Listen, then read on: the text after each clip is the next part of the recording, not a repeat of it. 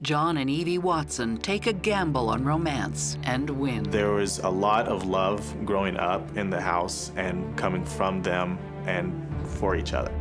She seemed happy. But when they're dealt a bad hand, their luck changes. It's always my pocket, it's never your pocket! He was in charge of the money. She had no access to the money. Towards the end of my growing up, she didn't care what he wanted to do. Evie, wait. The stakes are higher, and the price is death. You could just smell the rotting blood. There was blowback inside the barrel of the gun. Love may be blind and marriage bliss, but divorce is murder.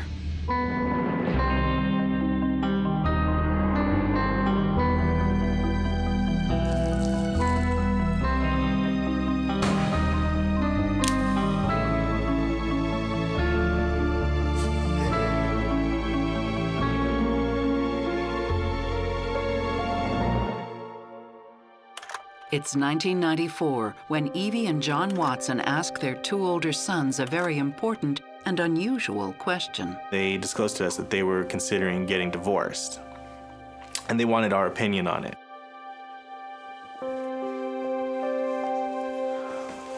Your mom and I need to talk to you guys.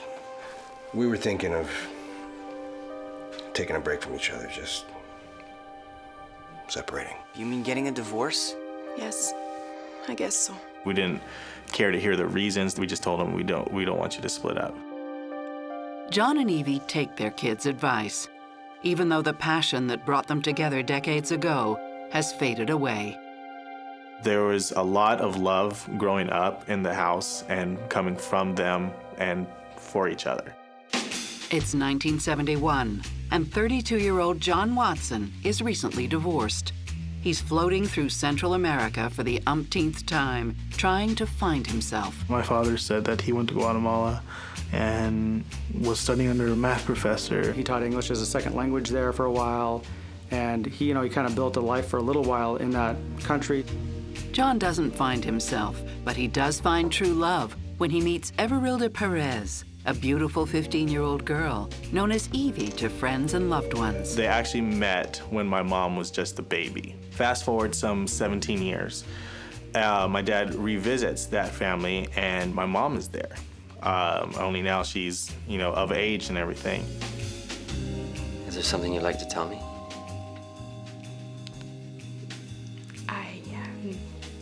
I would like to be able to say in English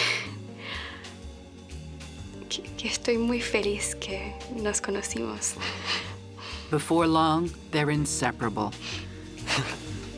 From there, it just blossomed. So they wound up getting married in Guatemala. The main reason why they got married so quickly is for naturalization paperwork. Just to bring her over, I'm sure they needed to be married. He flew back to the U.S. and she stayed there for 6 more months, and then she came to the U.S.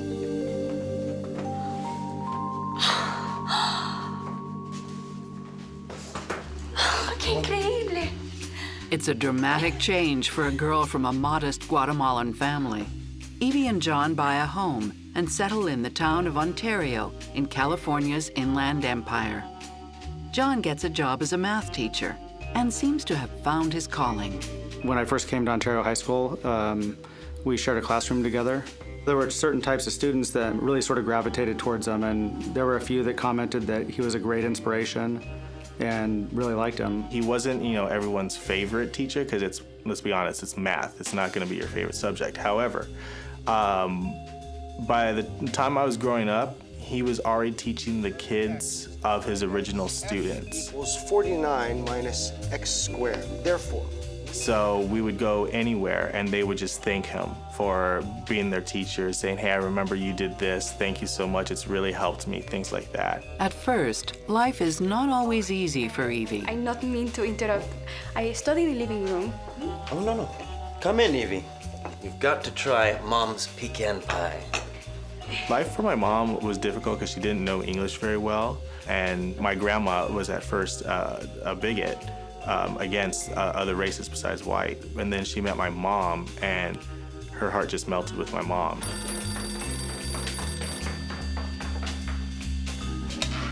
Hello, Mami. El Buenos Aires 8. Chao, te amo. Evie's homesickness is helped by regular visits to see her family in Guatemala. She went down there every year. She went down there to bring all of them clothes and just take down some money that she could to help the family out. And gradually, she starts to enjoy the California lifestyle. She liked to gamble. She liked to party, and she got her driver's license pretty quickly and started driving everywhere. She seemed happy. Happy Mother's Day! Oh, qué lindos. 17 years after Evie's arrival, she and John are leading a comfortable, typical suburban life. 3 sons, a nice house, and a seemingly happy marriage. My parents, as a couple, seemed to be in a loving relationship. I mean, every Mother's Day we made breakfast in bed. Every Father's Day we went out to lunch. We all ate at the same time and watched movies together. We just did everything together. Set and go. John schools them in his passions, especially judo. See, not so bad. All you have to do is twist out of it. He was looking for something to have his kids focus on, and and judo gave them something to do as a family and go to the tournament. He had all 3 of his boys in judo. 2 of them are black belts.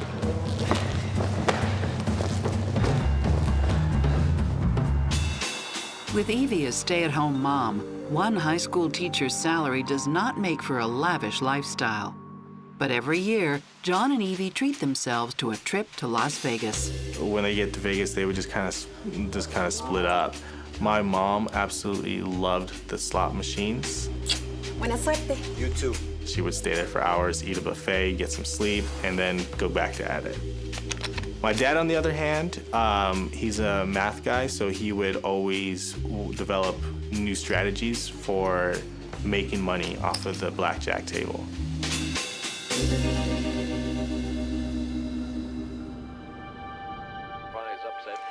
Okay, boys, time to go to bed.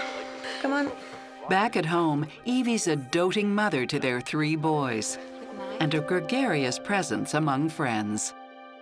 She was very loud and outspoken. If she sees you and you're not talking to anyone, she'll go ahead and I'll go over there and start talking to you, and you become her friend.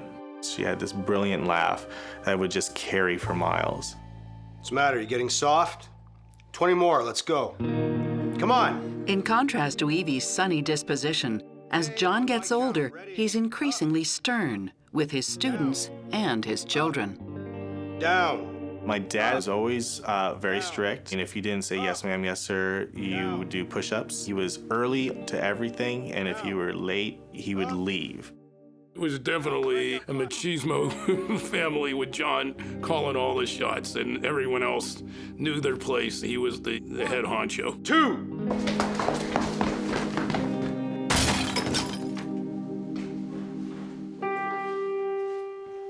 John himself doesn't shy away from physical punishment. Turn around and get on your knees.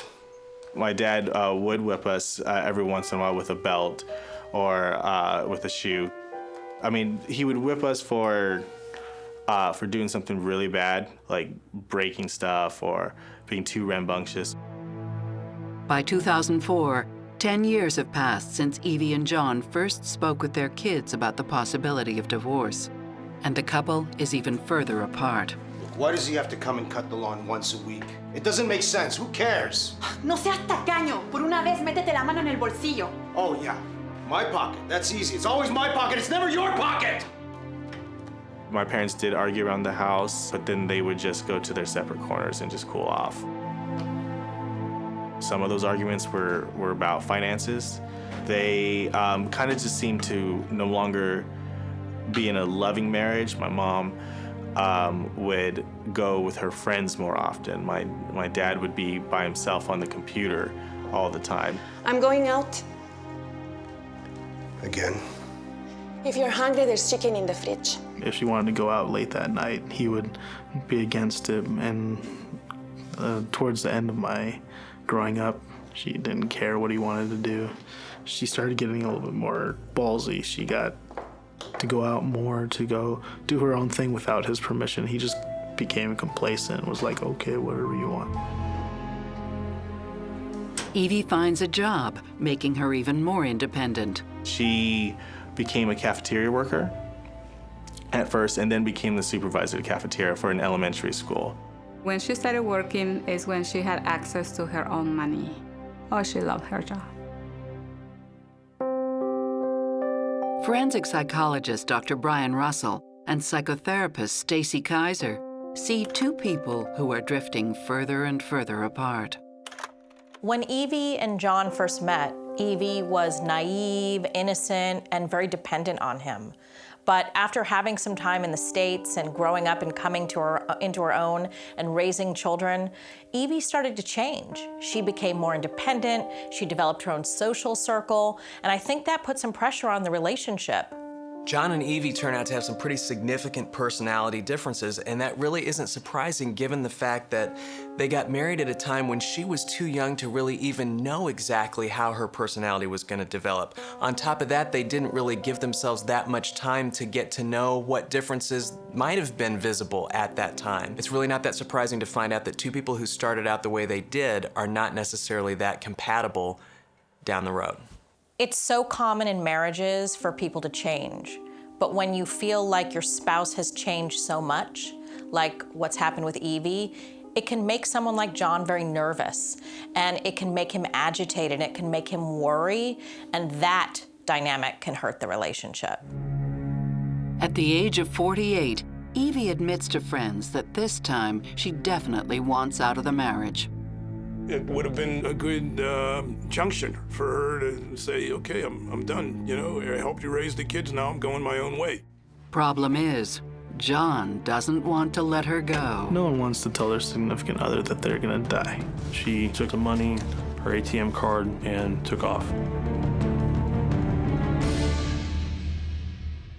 John and Evie Watson prolong their unhappy marriage for the sake of the kids. But by 2004, with the boys about to move out, Evie is thinking of calling it quits. She hasn't told her husband yet, but from what John tells his friend Dave Guerrero, he already knows. What's up? It's Evie. I think she wants to leave me.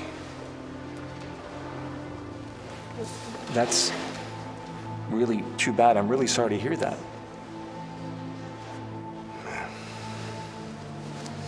Well, don't do anything rash. You know? It's cheaper to keep her, you know? Believe me. Dave was trying to say, well, maybe you want to work it out. I think Dave's been through one marriage himself, so he probably was relating it to his own situation and trying to give him some good, friendly advice. Mi amor. Mi amor.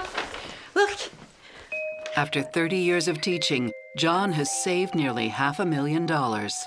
He was the typical math teacher that wore the old button-down shirt that was super thin and old. He didn't buy clothes ever. He just worked all the time and never spent money. He just sort of stockpiled it. I have this one you're gonna like. John fears that a divorce would hit him where it hurts the most, in his wallet. I'll look at them later. Oh, okay. He was concerned that if they were divorced, she would obviously take half of his investment money and probably half of his retirement. Evie is 49, with retirement still a long way off. But John is 67 years old, and he might need every penny he's saved. I have prostate cancer. I got diagnosed last week. Are you serious? Like, this is no joke? I wasn't prepared for him to tell me anything like that. You grow up thinking that your parents will live forever. I want to tell Evie myself. When? I don't know. Just don't say anything, right? John decides not to tell his wife about the cancer. No one wants to tell their significant other that they've known for an extended period of time that they're gonna die, or if they're that close to dying. Are you okay? Yeah, I'm all right. Just tired. There might be another reason to be embarrassed about his diagnosis. John's in the early stages of the disease, but the medication he's been prescribed is already having some adverse side effects. The prostate cancer had caused impotence, and he doesn't want to tell the problems as it relates to his performance. John and Evie's marriage is in a fragile place. They've already told their kids that they might split up. He thinks that Evie doesn't want to be with him anymore. And so this really isn't the prime situation for a person to want to lean on a spouse. And I think that may be what's going on with John, is he's not ready to share this information with her because they're not close anymore, and he doesn't know if he can even trust her. He may not want her to stay out of pity, or if he's concerned that he might have some sexual side effects from the treatment of the cancer, he might be worried that that would just add to the problems that they're having in the marriage, maybe make it more likely that she would want to leave him. John's used to being in charge. He's the one who's used to being in control, and she was dependent on him. And this cancer diagnosis really does turn the tables on their whole dynamic. This would be a situation where he would need to lean on her, and I don't think he's ready for that. Evie remains in the dark about her husband's medical condition. And when she buys a plane ticket for Guatemala, John suspects the worst, that she's about to leave him. A number of family members talked about the fact that she was planning on going to Guatemala to visit her family, as she did quite regularly. But there was some discussion about maybe she wasn't coming back, or if she came back, she wasn't coming back to John. In an attempt to change Evie's mind, John sets a plan in motion. My dad planned a surprise birthday party for her. He told my brothers and myself to keep it a surprise. Come on, Mike, hurry up. Your mom's gonna be home soon. It was for her 50th birthday. It was surprising for me because he never planned a birthday party for her before. Surprise! The party is a great success. I'm not dressed. Look, my hair. It was a huge surprise to her that she got this big birthday with all her friends. She was in tears, happy tears. It was just a very wholesome, nice party. But John wants to do more. What's this? Open it.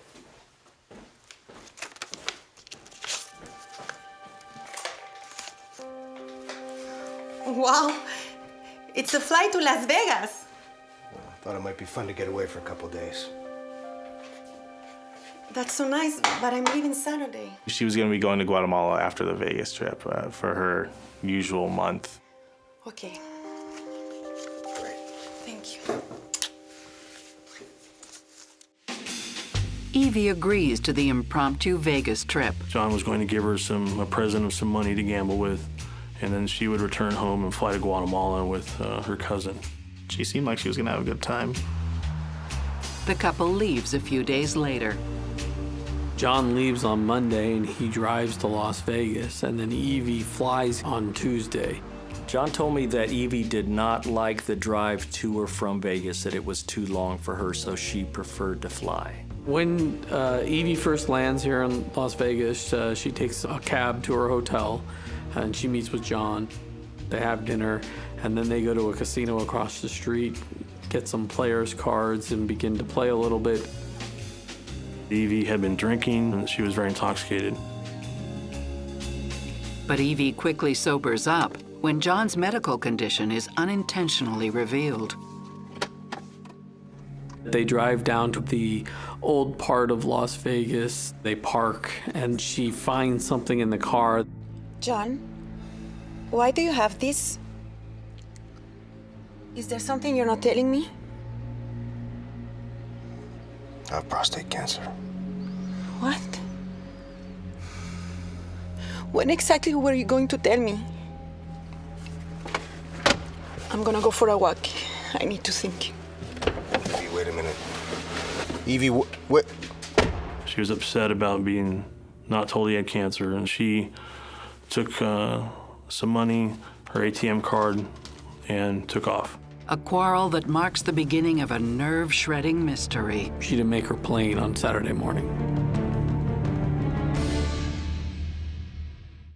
John Watson plans a romantic getaway to Las Vegas in an attempt to mend his failing marriage. But when Evie learns that John has kept his cancer a secret, she feels betrayed and storms off. Hello? The next time I heard from my dad, he said, well, Mom's missing. Look, I have to tell you something. Dad, what's going on? I had an argument with your mother, and she took off.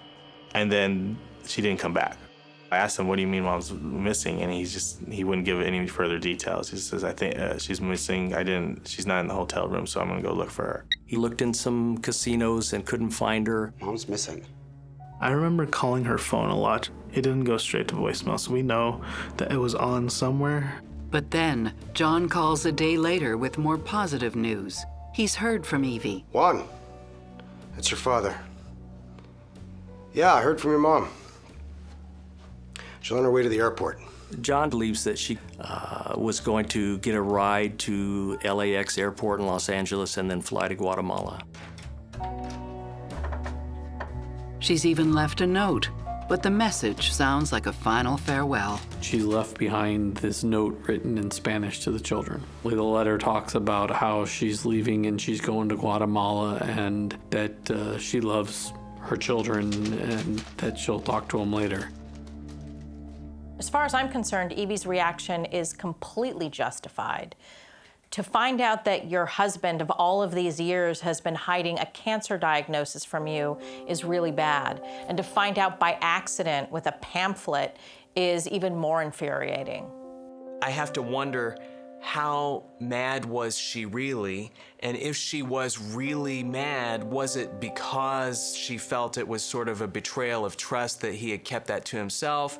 Or was it more that she had kind of resolved in her mind to leave, and now this kind of threw those plans into chaos because now she's got to weigh, whether she can still do that out of loyalty to him, or will she feel too guilty? Okay, thanks anyways. Bye. At first, the boys are relieved to know that Evie's safe and sound with her family. But after a few calls, they discover that Evie never made it to Guatemala. In fact, she never made her plane. Evie's cousin Miriam urges the boys to call the police. I had a friend who was a homicide police detective. So I called her and she helped me. That started the ball rolling with getting us involved. Yes, her name is Everilda, but everybody calls her Evie. Okay, thanks. Please keep us posted. John returns to California empty-handed. My dad came back and we all kind of had a family meeting and we let him know what we had done. We filed a missing persons report.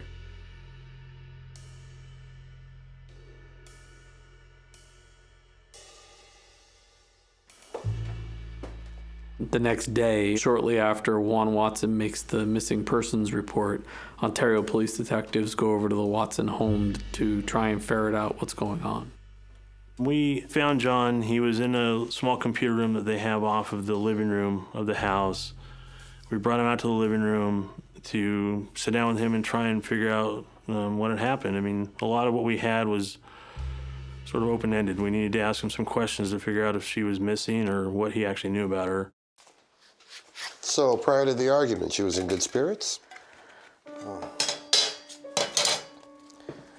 Yeah, she was fine. During the course of talking to him, he consents to allow them to sort of look around. Does she know anyone else in Vegas? Friends, family? No, nobody. And as they look through the house, they find nothing that raises suspicion. We located a .22 caliber handgun in a dresser drawer. The revolver has been sitting, apparently untouched, for years. The gun that was located in the bedroom was examined by one of the officers there, and it was a very old gun and had not been fired in a long time. Since there's no history of violence in this marriage, there's no reason to suspect foul play. As far as we can tell, there wasn't any reported domestic violence or anything like that. I know from talking to the kids that he probably disciplined them, like physically disciplined them for stuff, but we never heard anything about him striking his wife or anything. But when police search John's car, they find some things that pique their interest. They found inside the Jeep a number of cleaning supplies. There was plastic sheeting that was cut. There were trash bags. As soon as we looked into the back of the SUV, there was blood. There was blood on a piece of cardboard and what appeared to be blood on a piece of carpet. Look at this. And there was blood on the seatbelt and blood in various areas of the car. What happened? According to John, there's an innocent explanation for the bloodstain. He had some property in the right front seat of the car, so Evie was riding in the back seat. And while she was sitting in the back seat, she opened a plastic container with flashlights. What happened? No lo puedo abrir. Está Here, take this. Gracias. While Evie was trying to open that she actually cut her finger, and it started to bleed.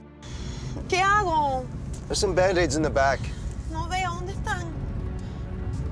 John's explanation reassures the boys that Evie will soon be found alive and well. So we just hoped the missing persons report would work. We were very optimistic that we'd find her because she was a strong woman and she could make out wherever she was going.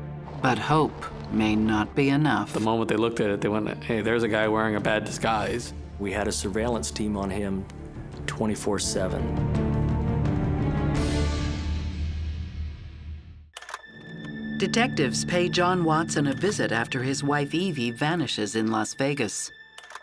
And as their search continues, they find more questions than answers. During the search of the car, in addition to blood, we start finding personal property. We find some receipts to various places in Las Vegas. We find room keys to the Circus Hotel and to the Tuscany Inn and Suites. John had told us that he was at the Circus, so we thought it was a bit unusual to have receipts from 2 different hotels. I like to gamble. I go to a lot of casinos. So based on that, we didn't feel comfortable letting John go. On their arrival at the police station, investigators find a reason to keep him in custody. Take a look at this. Everyone that comes into the jail is searched and their property is inventoried to make sure they get back what they brought in. And during the search, they find 2 false identification cards in his wallet. Look, I can explain that. And so once they find those, they have probable cause for a forgery charge.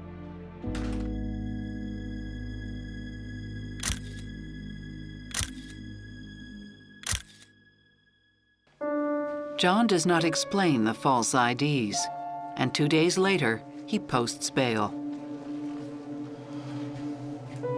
On a crime that could either be classified as a misdemeanor or a felony, such as possession of counterfeit driver's license, they will release somebody on their own or allow them to bail out. Meanwhile, the search for Evie is coming up empty. John and Evie's sons are left to fend for themselves. I left you some money in the cookie jar. You make sure you eat properly, all right? He said he was going to try to go up to Vegas again to try to look for my mom. He embarked on this nomadic lifestyle where he was traveling around on public transportation, taking buses, staying in cheap motels. It was very abrupt for all of us, but just especially for me, it just completely changed my life. He positioned me to be head of the family. The boys want to believe their father is innocent, but they're starting to have their doubts. My mother, she did have a temper on her, but she wasn't stupid. She would make a right decision and contact us. She loved us. It seems to me that if I'm one of Evie's sons, I'm deeply concerned about the fact that we haven't heard from her for a while, because regardless of the status of Evie and John's marriage, she always seemed to have very close ties and connections to the sons. This has got to be very confusing for the kids and the rest of the family, because Evie is so family-oriented, it's hard to believe that she would just run off and vanish. John has always been a good guy. He's family-oriented. He just threw her a party. He took her away to Vegas. The last thing that it looks like is that there would be foul play involved with him. Police scramble to figure out their next move. They were going in a lot of different directions. But they've missed one crucial piece of the puzzle. And it dawned on me that we'd forgot to go to the Tuscany. So I had one of the other detectives contact the Tuscany to find out if anyone by the name of John Watson or his AKAs of Nunez had checked into the hotel. We learned that a Joseph Nunez had indeed checked into the Tuscany and rented 2 rooms. And he rented a room at the Circus at the same time that he had rented the 2 rooms at the Tuscany. At this point, we've advised Las Vegas Metro PD of what we're doing, and they helped us obtain subpoenas for the videos in Las Vegas. The casinos always have at least 7, sometimes as many as 90 days worth of footage. And because they got on this quickly, they were able to pull that footage. When Vegas police watch the Tuscany Hotel security footage, there's no sign of Evie or John. But there is a sign of something amiss. The moment they looked at it, they went, hey, there's a guy wearing a bad disguise. And what they realized that this person checking in was John Watson wearing a disguise. He was wearing a dark wig and mustache and walking with a cane using the fictitious driver's license and name. And it's what they find inside room 120 that will cement their suspicions. While the detectives were at the Tuscany, they examined the 2 rooms, which were right next to each other. The room of interest was room 120. They searched the room and found what appeared to be blood in the bathroom.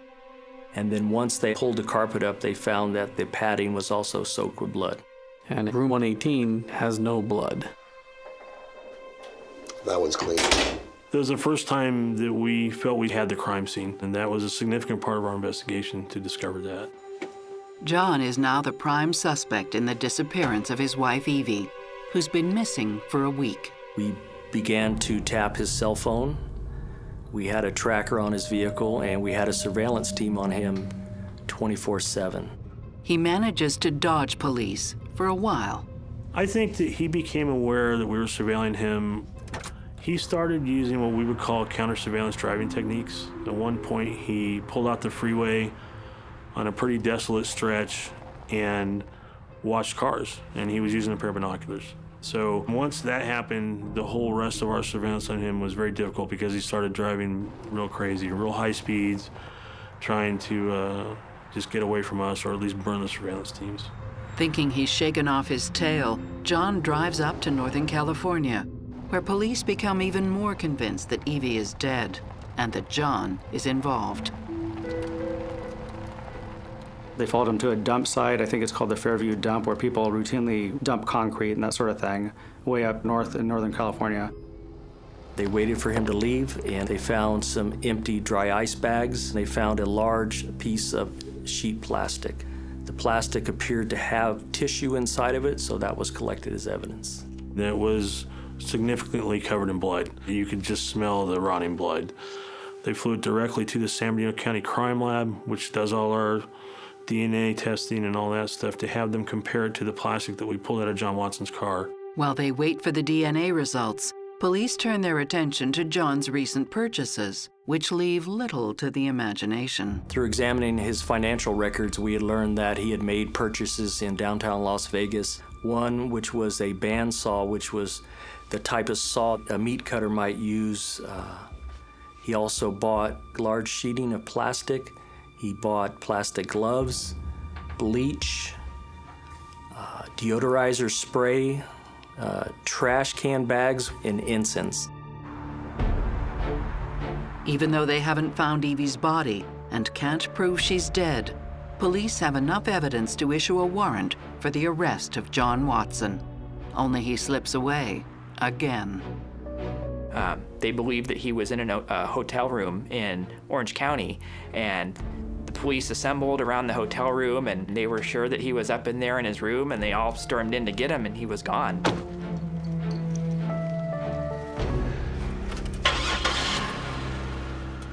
In fact, John's paying a visit to his youngest son, Richard. He came to see me at my school after I got out of a course, and he took it upon himself to tell me about a little bit of his history. Look, you're gonna hear some things about me soon. And I'd rather you hear it from me than from anybody else. I want you to know what the truth is, okay? He talked about his son, the one before all of us kids, and how he made threats to the president and all these crazy stories at the time that turned out to be true. Police later confirmed John's stories with his first wife, and she reveals some startling details of her own. During our conversation, she told me that John was arrested by the Secret Service for making threats to then President Nixon. We confirmed that he actually was. She also told me a story that their son, when he was 2 years old, John kidnapped the son and took him to South America. This story was found to be true. She said when he came back to Texas that he actually burned their house down. We confirmed that story was true also. He was arrested for arson. That's it? That's everything? No.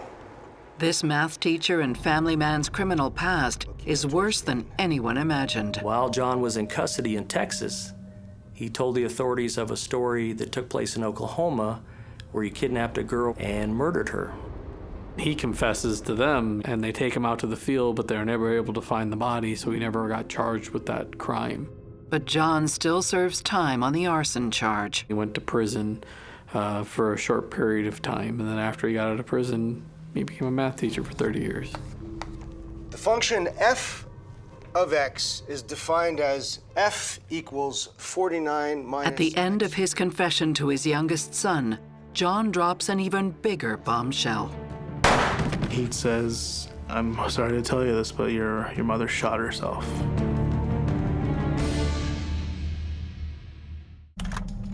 Police close in on John Watson, the prime suspect in the disappearance of his wife, Evie, while John, in a surprise visit to see his son, Richard, makes an extraordinary claim. She's dead. I didn't kill her. Richard. They were at the Tuscany Hotel, and Evie was in the shower.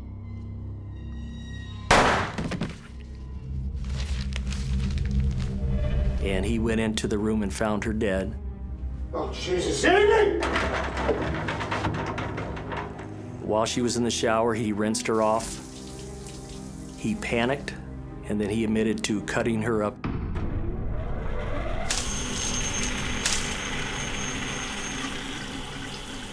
And because he thought he was going to get blamed for it, he disposed of her body. John says Evie killed herself because she couldn't live with what she had done after John had admitted to having cancer. Because he was impotent, Evie had agreed to try and have a threesome with a hooker, and then afterwards she felt so bad about what happened that she wound up committing suicide. She shot herself. She's dead.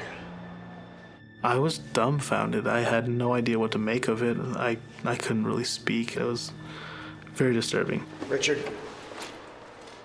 Richard contacts the police, who do not buy John's bizarre account of Evie's death. And with the help of a wiretap, they're closing in on their suspect. We actually pinged his phone to the city of Claremont, which is a city very close to Ontario. We were listening to a live phone call, and the person who was actually monitoring that call felt that he was in a restaurant based on things he could hear.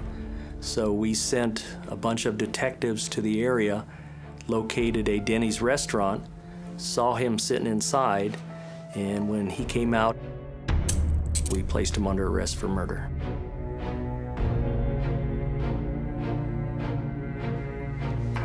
Located on John when he was arrested was a bus ticket to El Paso, Texas. He had a fake ID, disguise, and several $1,000s in cash, and it looked like he was trying to flee the country. El Paso's a major crossing from Texas into Mexico, and he was fleeing the jurisdiction. There was no question about that. They brought us into the police station, and that's when a detective came into the room and told us that our mother's dead and that my dad's responsible. Your mother's gone. And your father was the one who murdered her. The man I grew up with was strict, but he wasn't crazy. It was just mind-blowing. It just seemed like a totally different person. It's the first time that all three of us brothers kind of cried together and kind of supported each other. And it was the first time that I felt like family again. If there's any lingering doubt that John killed Evie, DNA evidence removes it. The blood in the car that we'd submitted from the swabs of the seats, the blood in the plastic we'd found, the blood in the hotel room was all Evie Watson's. That tarp ultimately matched up to the unused portion of tarp that was found in the back of John Watson's vehicle. And later on, there was a small piece of tissue, likely a ligament, that was confirmed to be Evie's ligament by DNA. Forensic analysis also reveals the murder weapon. We ended up getting the gun because the kids brought it in and didn't want to have it in the house. And ultimately, down the barrel of that gun, there was what we call blowback, blood of Evie Watson that was inside the barrel of the gun. By the time we got all of the evidence together, there was no question that Evie was dead and no question that John Watson committed the crime. Now, prosecutors need to flesh out their theory of how Evie died. N120 is a corner room in one of the back buildings at the hotel. I think he wanted to have free movement inside and out of the room quickly where not a lot of people would see him. What we are doing here, John? I thought we were going to Circus. Yeah, we are, but I have one more surprise for you first. Another one? Yeah. You're gonna love it. Okay, let me go to the washroom first. John somehow convinced her to get into room 120. Once she was inside, John took the .22 and shot her in the head. Hey! He likely packed her in dry ice for a period of time. Then he went and he purchased a bandsaw, and then ultimately he dismembers her body.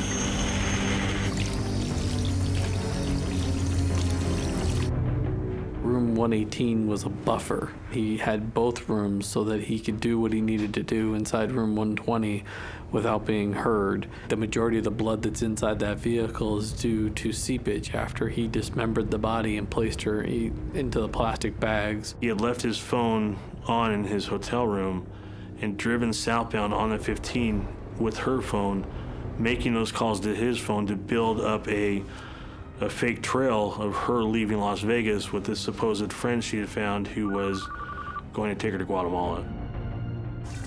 Evidence found at the hotel room suggests an even more disturbing aspect of this killing. And when police went back to see what was taken out of room 118 and 120 after John left, there was a frying pan and a spatula. And at the dump site, there was a pressure cooker type pot.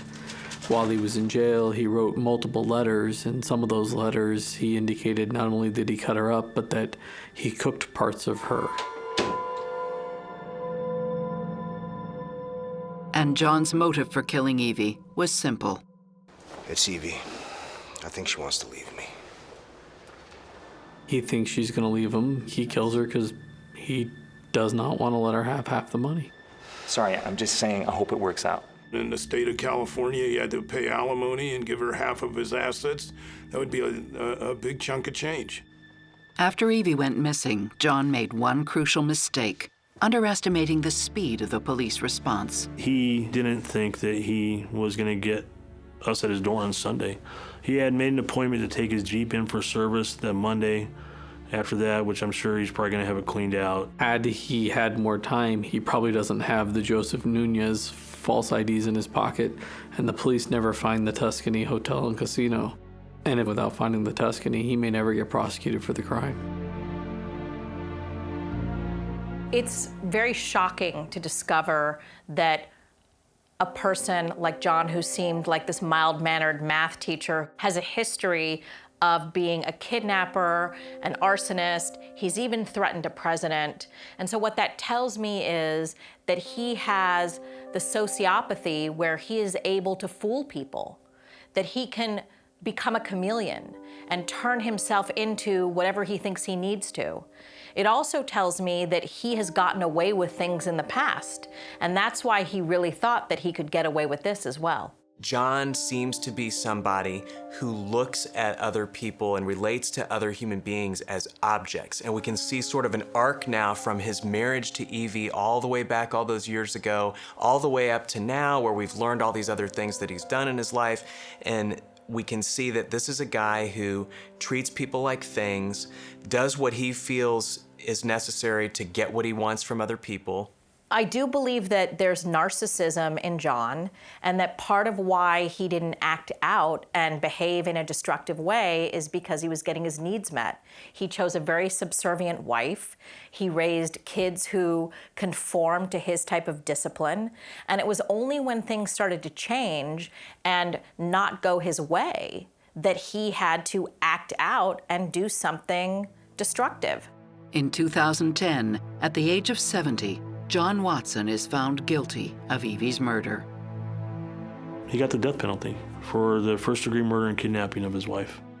We were told during the course of the case that John had an aggressive form of prostate cancer and wouldn't survive much longer, and 8 years later, he's still here. John never discloses the location of Evie's body, meaning her 3 sons cannot bury her. We couldn't have a proper funeral for her, so we ended up getting a memorial done by Parents of Murdered Children, and we visit that every Mother's Day if we can. Even today, if I walk around the area, they still say, "You're Evie's boy." And she was such a joy. She was such a great person to have around. I think she was the most wonderful human being. She was a wonderful mom.